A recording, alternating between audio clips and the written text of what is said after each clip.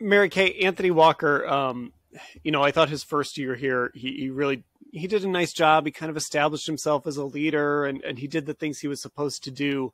And then last year before the injury, I was really impressed with him. Like, my expectations weren't super high. I mean, you bring him back on a 1-year deal, you see what he can do. It looked like, they seemed like they wanted Jacob Phillips to win that job.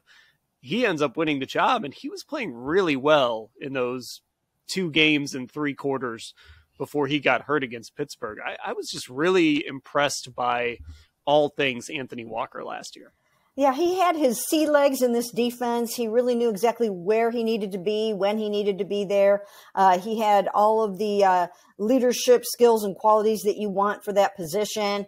He was really holding it down back there, really calling the shots on that defense. And it was a pretty big loss when he suffered that injury, that torn quad, which that's a really tough thing to come back from. You have to commend him for even thinking about being able to be ready to play this season or to be ready to practice in training camp, because that's a tough injury.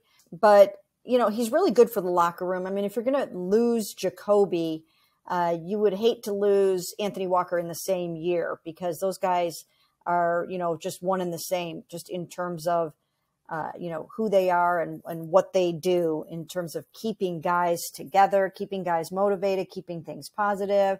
They're sort of spiritual leaders on the team. They're funny.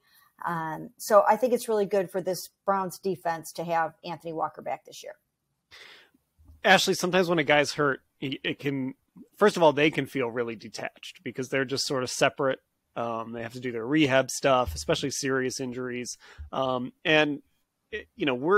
We get a small glimpse into that locker room every day, but one of the things you'll notice is sometimes when the guy is hurt, you just don't ever see him. Like, he's just never around. And I'm sure guys see him around the building every now and again, but you just don't see guys. Anthony Walker was there constantly. And even after, on game days, he was hopping around on his crutches, and he was in that locker room, good, bad, no matter the outcome. He was around a lot after that injury. Yeah, I think when he first agreed to come back here on his current deal, I wrote a column about why I thought it was a good decision for, you're installing a new defense, and to lose a key communicator like that would have been really tough. But my lead to it is it's easy to find Anthony Walker Jr. because he's probably the one that's talking. You see that guy, he talks more than any other player on the team, whether it's on the field, on the sideline, in the locker room. He's always kind of being a little prankster when his teammates are doing press conferences. I do think all of that stuff, like Mary Kay was saying, is super, super important. I think it's magnified when, number one, you lost a couple of vocal leaders, because Jacoby Brissett, number one, John Johnson, 3, was also a pretty vocal leader on this team the last couple of years. I think losing AWOC would have been hard on them too, but he really made it a point to stay in Berea and stay in Cleveland while he was doing most of his rehab. He had surgery out in LA about 2 weeks after the injury, and told me he actually had them move his flight up. As soon as he could fly, he wanted to be on a plane to come back to Cleveland, and he didn't care his parents weren't here or anything like that, and he's very close with his dad. He just wanted to get back here and be around his teammates because he felt mentally that was going to be the best place for him to be, and it sounds like he's really, really happy with his progress, and I think that's a big part of it. Have we told the Jadeveon Clowney story on the pod? I feel comfortable telling the story because, Jadeveon, no, I don't he said much worse. Yeah. So, I tend to not like to put stuff out there that we overhear in the locker room, but this was kind of funny, and it just speaks to Anthony Walker. And Ashley, you were there next to me, I think, when it happened. But Fridays is player getaway day. They want to get out of there, even at home game, road game, because they got to be back in the facility on Saturday. It's an early day. They want to get out on Fridays. And so we're in the locker room. Players are getting ready to go. And Jadeveon Clowney, it was a day when he was in there in a good mood.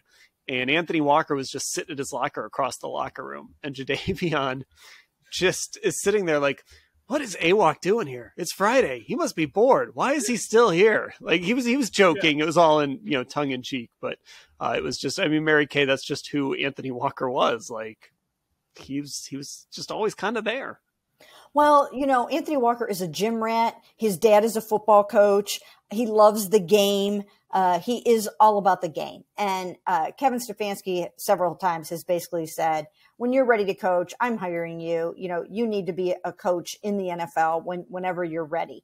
And I believe that Anthony Walker will be that. And that's one of the reasons why he is so good for this football team, because he is like a coach on the field. He is like a coach in practices. And if you guys remember, I'm sure he's done this here too, but the thing that he was known for in Indianapolis was distributing all of his very copious notes on the opponent to his teammates. And, you know, that's invaluable information. So he does a lot of studying of film. He really understands the game. He understands everybody else's position. So it's very easy for him to get everybody lined up properly. And I think that some of the communication stuff that happened, you know, early on in the season happened after he was gone, and they were trying to feel their way through the green sticker thing and who was calling the plays and the shots back there. So that's what he brings to the table. He's a gym rat who someday will be a head coach. Okay, let's take a break.